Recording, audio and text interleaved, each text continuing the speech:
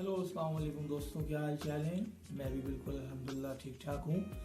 आप लोग कैसे हैं, क्या कर रहे हैं। थैंक यू, आप लोगों ने मेरी पिछली वीडियोस को बहुत लाइक किया और बहुत ज़्यादा मुझसे लोगों की कॉल्स आई हैं। मुझे कहा कि बहुत अच्छा टॉपिक रहा है, तो अभी मैंने इसी सिलसिले में मेरी ये आज की वीडियो भी मेरी पिछली 2 वीडियो से रिलेटेड ही है, जॉब कंडीशंस में और जो हम डिसीजंस ले रहे हैं उस हवाले से। तो मैंने आज जो टॉपिक लिया है वो ये लिया है कि जो हम कंपनीज में जॉब कर रहे होते हैं तो उन कंपनीज का हाल और यानी एम्प्लॉयर और एम्प्लॉय।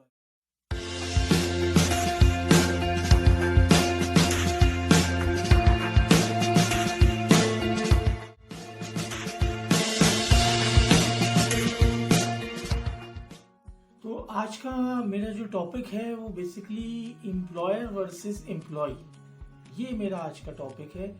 लेकिन इसमें I am not saying like that कि मैं एम्प्लॉयर्स को ब्लेम कर रहा हूँ या उन्हें पॉइंट आउट कर रहा हूँ। मैं बेसिकली जो लोग मिस्टेक्स करते हैं उनको बताने की कोशिश कर रहा हूँ। जैसे सबसे पहले तो आप बी स्पेसिफिक, आप अपनी एजुकेशन आपकी जो है आप उसमें ही आपने रहना है। अगर आप बैंकिंग में हैं तो आपने बैंकिंग से रिलेटेड एजुकेशन लेनी है और हासिल करनी है और फिर उसको कंटिन्यू करना है। ऐसा नहीं करना कि आपने पहले अकाउंटिंग की, फाइनेंस किया, एमबीए किया, फिर आपने या उसको चेंज करके सर्टिफिकेशन कर ली, फिर आपने कोई शॉर्ट कोर्स भी कर लिया। आपने अपनी फील्ड में स्पेसिफिक रहना है। नंबर 2, जो लोग इंजीनियरिंग कर रहे हैं वो इंजीनियरिंग में रहें, इंजीनियर से ग्रेजुएशन करें, उसके बाद मास्टर्स करें और अपनी फील्ड में ही रहें।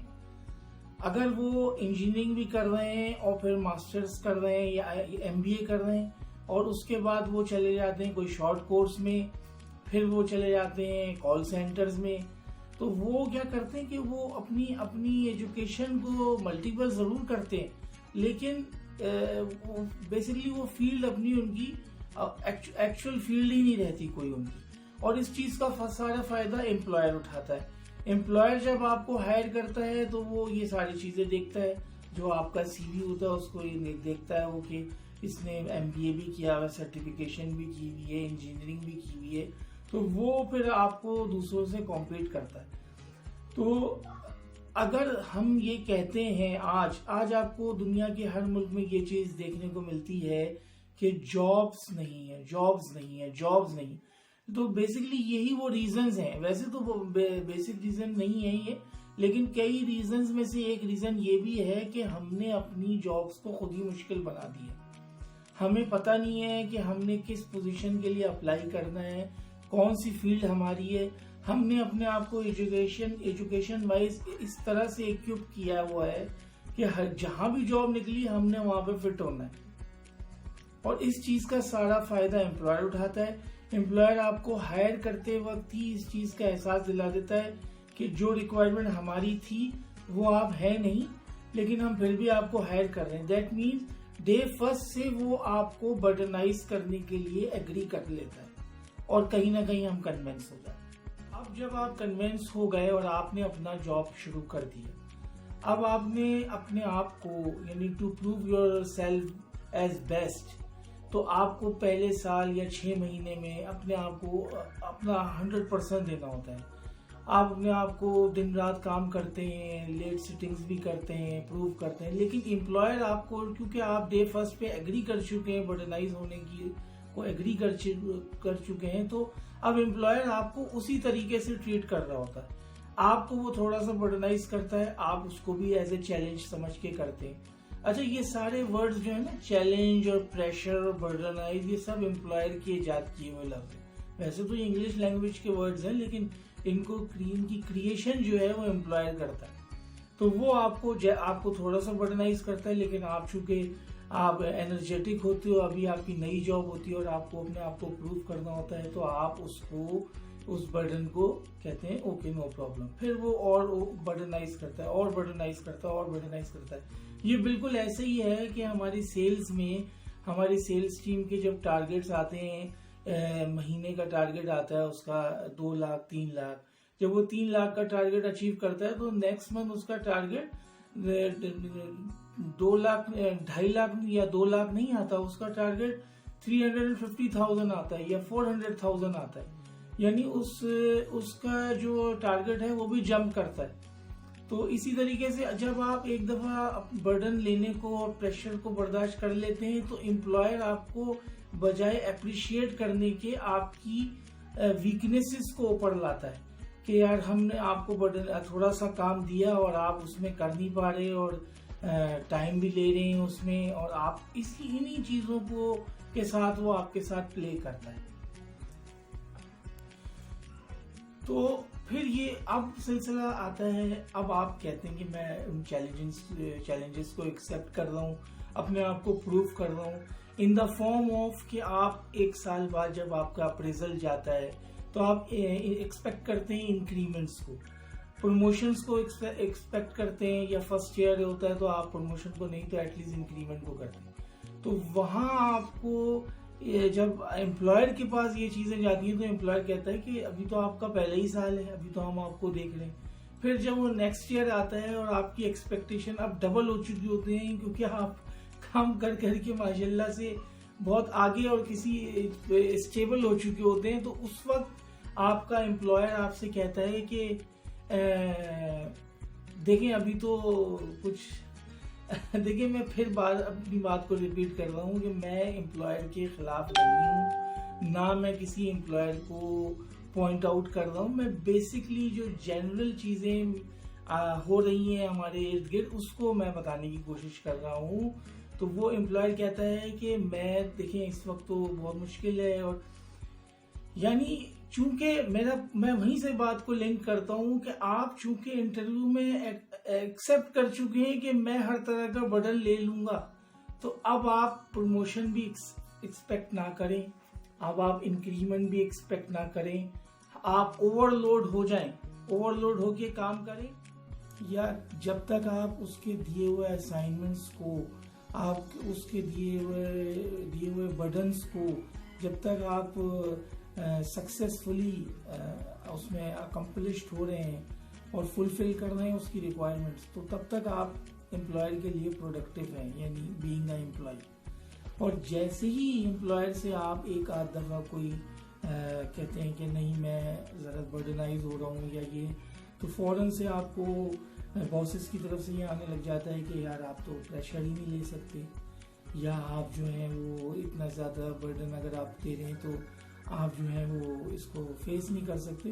तो ये बड़ी क्रिटिकल सी सिचुएशन हो जाती है जब हम सोचते हैं कि यार हम पूरी लॉयलिटी से काम कर रहे हैं। जैसे मैं तकरीबन 8-9 साल से यहाँ हूँ सऊदीया में, तो आप उस वक्त बड़ा अजीब सा फील करने लग जाते हैं कि यार आप इतनी ऑनेस्टी से काम कर रहे हैं और आपको अचानक से कहा जा रहा है कि यार आप जो है वो ये थोड़ा सा प्रेशर आया है तो आप ले नहीं सकते, और जबकि ऑलरेडी आप ले रहे होते हैं।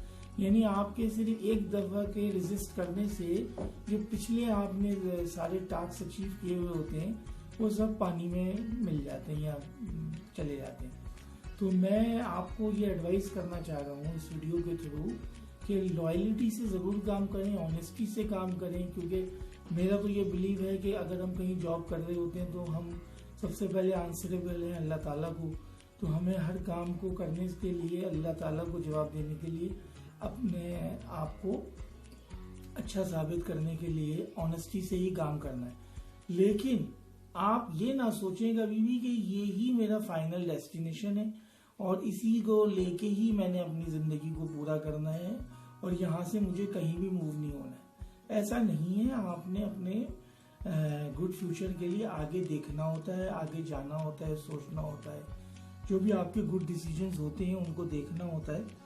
तो अच्छा, उसमें एक चीज़ और भी मैंने देखा है कि अब कुछ लोग, सब नहीं, कुछ लोग मैंने इस तरह से भी देखे हैं कि वो अपनी जॉब को यानी उनके दिए हुए असाइनमेंट्स को करने के बजाय अननेसेसरी कामों को ज़्यादा फोकस करते हैं। यानी मिसाल के तौर पर मैनेजमेंट और बॉसेस के जो पर्सनल काम हैं उनको फोकस करते हैं, उनको करने में, ताकि हमारा बॉस किसी तरह हैप्पी हो।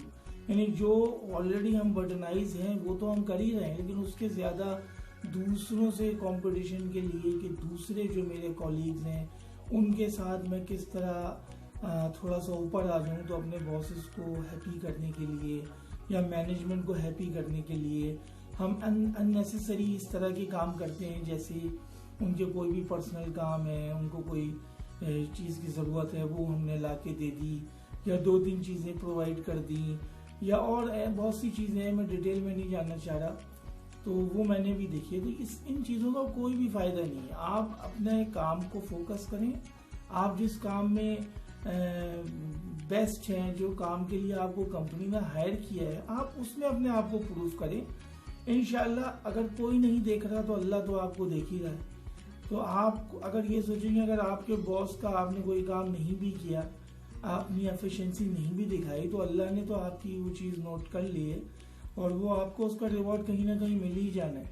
तो इस किस्म की चीज़ों से अवॉइड करें और अपने आप को, ये बहुत मैं समझता हूँ सीरियस मिस्टेक्स होती हैं। इन मिस्टेक्स की वजह से जो लोग ऑफिस में अपने काम 100% कर रहे होते हैं, तो जो इस किस्म की एक्टिविटीज जो दूसरे कर दें, उस वजह से वो लोग इफेक्टेड होते हैं जो अपना काम 100% कर रहे होते हैं। तो ये बहुत सिली मिस्टेक है। मैं समझता हूँ इसको भी हमें नहीं करना चाहिए, ताकि अननेसेसरी चीज़ों में हम ना पड़े। अब एक बात इसमें मैं और ऐड करना चाहता हूँ कि आपने देखा होगा कि जब हम हायरिंग हो रही होती है हमारी, तो पहले के क्या होती थी, हायरिंग्स किस किस्म से होती थी और आज की हायरिंग्स क्या हैं। कि मैं चूँकि फाइनेंस से बिलोंग करता हूँ, तो फाइनेंस के अंदर आप देखें कि अब फाइनेंस में जो हायरिंग है वो कुछ इस तरह से होती है कि आपको जो है MBA फाइनेंस होना चाहिए, फिर सर्टिफिकेशन CMA और सीमा एंड अदर सर्टिफिकेशन।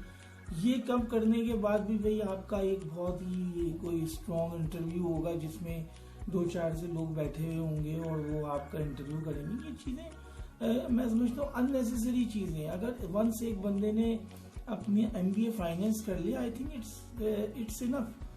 ये इसके अलावा वो क्या करे फिर उसकी सर्टिफिकेट, यानी हर दौर में। अच्छा, फिर हमारे जो फालतू के इंस्टीट्यूट्स हैं जो ऑल ओवर दी वर्ल्ड में हैं, वो हमें कन्विंस करने लगते हैं ईमेल्स के और व्हाट्सएप्स के थ्रू कि भाई आप स्पेशल ट्रेनिंग्स ले लें या सर्टिफिकेशंस कर लें या कोई वर्कशॉप अटेंड कर लें। भाई क्यों कर लें? मैं ऑलरेडी जॉब में हूँ, मेरी एजुकेशन कंप्लीट है, जिस वजह से मैं हायर हुआ हूँ, और फिर मैं इस किस्म के प्रोग्राम्स में भी कर दूँ। ये सारी चीज़ें ऐसी ही हैं कि जैसे एम्प्लॉयर का थोड़ा सा, मैं थोड़ा सा यूज़ करना नहीं चाह रहा हूँ वर्ड, और वो है कि थोड़ा सा एम्प्लॉयर का दिमाग ख़राब करना। कि एम्प्लॉयर के पास आप इतनी ज़्यादा अपॉर्चुनिटीज़ दे देते हैं उसको कि भाई वो अगर एक बंदा है जो सिंपल एक MBA और उसके साथ एक CMA और सर्टिफिकेशंस और ट्रेनिंग, और ये सिर्फ CV भरने और रिज्यूम भरने की चीज़ें, या फिर आपके वेस्ट ऑफ मनी है जो आप जाते हैं।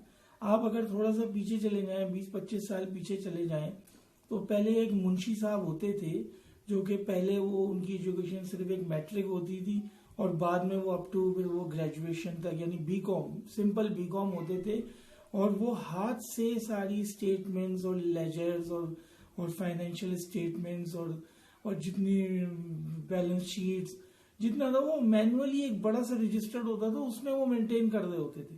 जबकि आज इन सर्टिफिकेशंस और MBA करने के बावजूद भी हम जो है वो कोई हमारी स्किल्स को तो आप यूज ही नहीं करता। यानी एम्प्लॉय वो तो एक सॉफ्टवेयर खरीद लेता है, जैसे ऑरेकल है, सैप है, या और अदर बहुत सारे सॉफ्टवेयर हैं, और उसमें ही यानी हमारी बनाई हुई जो हाथ की बनाई हुई स्टेटमेंट है या बैलेंस शीट है या जो भी रिलेटेड चीजें हैं वो तो कंसिडरेबल ही नहीं है।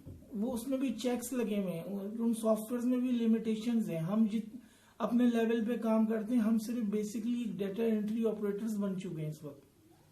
इतनी एजुकेशन और सर्टिफिकेशन के बाद हम सिर्फ एक डेटा एंट्री ऑपरेटर्स हैं, और वो भी जो हमारी डेटा एंट्री होती है वो भी रिव्यू हो रही होती है हमारे से अपर लेवल पे, यानी हेड ऑफ फाइनेंस या उससे ऊपर वो सब उसको रिव्यू करते हैं और उसके बाद वो उसको फुलफिल करते हैं। तो दीज आर द थिंग्स मैं समझता हूँ कि अननेसेसरी चीजें हैं।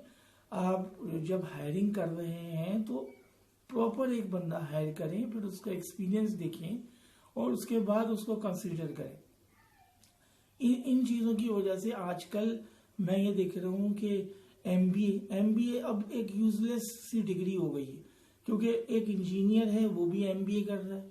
भाई आपने इंजीनियरिंग की है तो आपने ग्रेजुएशन किया है इंजीनियरिंग में, तो आप मास्टर्स करो इंजीनियर में, आपकी इंजीनियरिंग डिग्री तो कंप्लीट हो। इसी तरह कोई टीचर है तो अगर उसने टीचिंग की है तो वो एमबीए कर रहा है, तो क्यों, फॉर व्हाट? अगर वो एमबीए कर रहा है तो अगर टीचर है तो उसको चाहिए एमएड करे। आप अपनी एजुकेशन को, यानी हम ये चाहते हैं कि हम 3-4 एक मल्टीपल कोई हमारी एजुकेशन ऐसी हो जाए जो हम जिस किस्म की भी रिक्वायरमेंट होगी और उसमें चले जाएं। तो अब मैंने खुद यहाँ सऊदीया में भी देखा है और दुबई में भी देखा है, कितने सारे एमबीए हैं और वो ऐसे ही घूम रहे हैं, क्योंकि वो एम्प्लॉयर की जो डिमांड है, इतनी सारी लंबी बात करने का मकसद ये था कि एम्प्लॉयर की जो डिमांड है वो बढ़ा दी है हमने इस किस्म की अननेसेसरी हरकतें करने की वजह से। लेकिन अब आप मेरी शायद इस बात से एग्री ना करें, आप कहेंगे कि एम्प्लॉयर फिर हमें हायर ही नहीं करेगा। तो इसके लिए मैंने सोल्यूशन ये निकाला है कि हमारा तवक्कल जो है वो अल्लाह है, ना कंपनीज हैं, ना एम्प्लॉयर है, ना कोई भी चीज अदर चीजें। हम ये जो एजुकेशन हमारी है या एक्सपीरियंस जो है वो इसलिए है कि हम अपनी एजुकेशन लें और एक्सपीरियंस लें और फिर अपना काम ऑनेस्टी से करें। बाकी अल्लाह ताला हमें हेल्प करता है, हमें आगे लेके जाता है, हमें मूव फॉरवर्ड करवाता है। तो आखिर में मैं यही कहना चाहूँगा कि फिर मैं दोबारा कहना चाहूँगा कि मैं किसी एम्प्लॉयर को पॉइंट आउट नहीं कर रहा हूँ, लेकिन मैं सिर्फ एक बात ये बताना चाह रहा हूँ। इसमें मैं एक मिसाल देता हूँ अपने दोस्तों में, अपनी गैदरिंग्स में, कि देखें, हम अच्छी कंपनीज, जब भी हम कहते हैं कि कोई कंपनीज अच्छी हैं, जैसे यहाँ अरामको है, तो हम अरामको को अच्छा क्यों कहते हैं? उसका बिजनेस जो वो कर रही है वो एक अलहदा सी चीज़ है, लेकिन हम बेसिकली उसको अच्छा इसलिए कह रहे होते हैं कि उसने अपने एम्प्लॉयज़ को कितना ज़्यादा अकोमोडेट किया हुआ है, कितना ज़्यादा फैसिलिटेट किया हुआ है। उनके साल में 6 बोनसेस हैं, उनकी वेकेशंस हैं, उनके ओवर टाइम्स हैं, उनके अदर बेनिफिट्स हैं। तो फिर उनकी जब वो रिटायरमेंट होती है तो उनकी ग्रेजुइटी बहुत ज़्यादा हैवी होती है। तो इन बहुत सारी फैसिलिटीज़ की वजह से हम अरामको को एक अच्छी कंपनी कहते हैं। बेसिकली ये एम्प्लॉयज़ ही होते हैं जो डिस्कशन कर रहे होते हैं और कहते हैं अरामको जो है वो बहुत अच्छा। कभी भी ये नहीं हुआ कि यार अरामको का टर्नओवर कितना है, या एक और दूसरी कंपनीज हैं, साबिक है, या और दूसरी कंपनीज हैं, सब मुझे याद नहीं आ रही हैं, जो मतलब बड़ी कंपनीज हैं, उनके टर्नओवर्स पे कभी बात नहीं हो रही। जो बिजनेस मीटिंग्स उनकी होती होंगी वहाँ तो होती है, मगर मैं जब एक जनरल डिस्कशन हो रहा है वहाँ पे कभी भी इस किस्म की चीज़ें डिस्कशंस में नहीं आती हैं कि उनका टर्नओवर कितना है या उन्होंने कितना बिजनेस जनरेट करा। तो वो वहाँ पे यही बातें होती हैं बेसिकली कि वो एम्प्लॉयज़ को अपना कितना फैसिलिटेट करते हैं। तो अच्छे एम्प्लॉयर्स भी हैं जो अपने एम्प्लॉयज़ को अच्छी फैसिलिटीज़ देते हैं, और जाहिर है कुछ बुरे एम्प्लॉयज़ भी हैं जो बुरी तरह भी ट्रीट करते हैं। देखिए, पहले हमें ये समझने की ज़रूरत है कि बेसिकली जो हमारा एम्प्लॉयर है वो एक बिजनेसमैन है, और बिजनेसमैन जो है वो डील्स करता है बेसिकली अपने बिजनेस को प्रॉफिटेबल बनाने के लिए। तो वो जिस तरह कोई प्रोडक्ट में ट्रेडिंग करता है या कुछ प्रॉफिट गेन करने के लिए एक्टिविटीज करता है, इसी तरीके से वो एम्प्लॉयज के साथ भी एक डील कर रहा होता है। तो वो यही चाहता है कि मुझे ज्यादा क्वालिफाइड और ज्यादा स्किल्सफुल और ज्यादा हाईली एग्रेसिव और एनर्जेटिक एम्प्लॉय मिल जाए और मिनिमम सैलरी पे। तो वो बेसिकली हमसे एक डील करता है और हम उसकी डील्स में आ जाते हैं, और जब हम उसकी डील्स में आ जाते हैं तो हम ठीक है कि लॉयल्टी और सिंसियरिटी से हम काम करते हैं। लेकिन जब हमारा एक जनरली जब किसी एम्प्लॉयज को जब वो काम करता है और उसका टाइम आता है कि उसको कोई रिवॉर्ड दिया जाए या उसको कोई इंसेंटिव्स दिया जाए, तो उस वक्त एम्प्लॉयर की जो है वो कॉस्ट कटिंग शुरू हो जाती हैं, और वो कहता है कि आजकल हालात सही नहीं है और हमें अपने एम्प्लॉय कम करने की ज़रूरत है, और वो इस किस्म के प्रेशर्स देना शुरू कर देता है अपने एम्प्लॉयज़ को। तो वो फिर बेसिकली एक अटेम्प्ट करता है कि एम्प्लॉय को किसी ना किसी तरह मैं फिर कन्विंस करूं थोड़ा सा जॉब साइड का प्रेशर देके कि अगर आप देखिए ना, आपकी जॉब है तो ही इंक्रीमेंट्स भी हैं, अप्रेजल्स भी हैं। अगर आपकी जॉब ही नहीं है और सिंपल से टर्मिनेशन है या आपको इतना प्रेशराइज कर दिया जाए कि आप खुद रिजाइन कर दें, तो फिर तो कुछ बचा ही नहीं। तो ये सारी वो सिनेरियो था जो मैंने कोशिश की कि अपना पॉइंट ऑफ व्यू आपके सामने रखूं। इसमें बहुत सी चीज़ें हो सकता है आप एग्री ना करें मेरी चीज़ों से या मेरी बातों से, तो फिर इंशाल्लाह किसी नई वीडियो में हाजिर होऊंगा। और अपना और अपने इर्द गिर्द के लोगों का ख्याल रखें, और प्लीज़ मैं रिक्वेस्ट कर रहा हूँ कि मेरे चैनल को सब्सक्राइब करें, इस वीडियो को लाइक करें और शेयर करें। Thank you very much for watching. अस्सलाम वालेकुम वरहमतुल्लाहि वबरकातुहू।